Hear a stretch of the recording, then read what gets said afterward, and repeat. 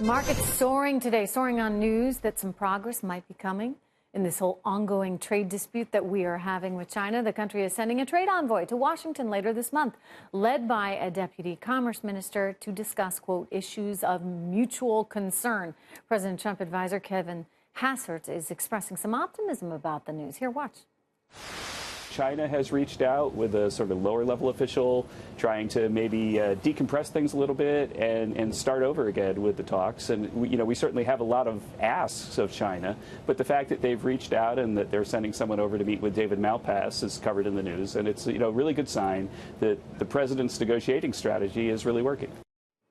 Joining me right now is the director of Chinese strategy at the Hudson Institute, Michael Pillsbury, also the author of the 100-Year Marathon, China's Secret Strategy to Replace America as the Global Superpower. Michael, it may not even be so secret anymore. Wow, right. That's their intention, right? Yes, I'm afraid it is. It's President Trump's intention to seek reciprocity and slow down or prevent China surpassing us to become the #1 power in the world. So you approve of what he's doing thus far? I think it's pretty smart. I think this is good news today, that they're willing to send, even if it's a low-level vice minister of commerce. This ends the standoff. It began back in early May when President Trump authorized 8 points to be presented to the Chinese. They had about 12 points they presented to our team.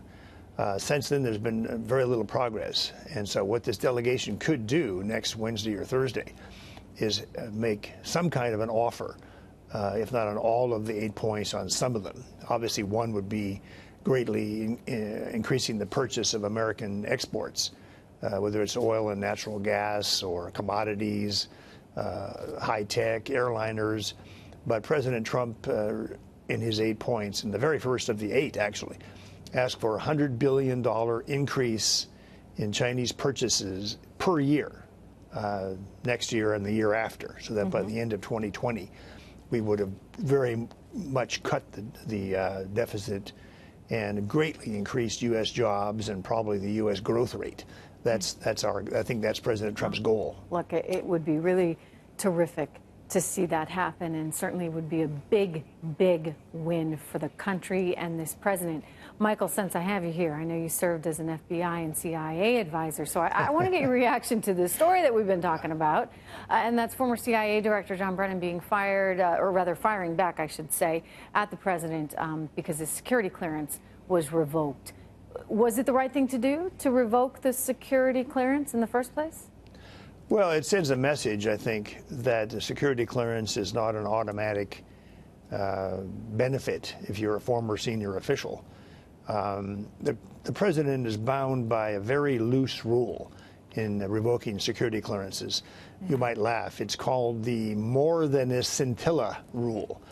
To revoke anybody's clearance, whether they're high-level officials or low-level, you need more than a scintilla, but less than a preponderance of evidence. And in the letter President Trump's team has released, it refers to erratic conduct by John Brennan. And I think that but that's a fair, it certainly was erratic conduct. It's understatement, I would say. Taking shots every chance he could get. Not exactly admirable behavior. I know John Brennan. I mean, John Brennan came up through the ranks at CIA. He was in the operations side. He worked on the Saudi liaison, what do you think of him? Arabic targets. He's a pretty good guy. He had a lot of positive aspects. So what happened? He changed under Obama. I noticed from the time he began working for the Obama presidential campaign, he got much more political and much more worried about how we Republicans are kind of evil people. So I don't know why he did that. Maybe he honestly believes it. But it's pretty tough to call a president close to treason and then think you're going to continue your clearance. And these other people may have their clearances lifted too for similar reasons, for the so-called erratic conduct. Michael, it's good to see you. I got to unfortunately leave it there, but I always enjoy talking to you. Thank you so much.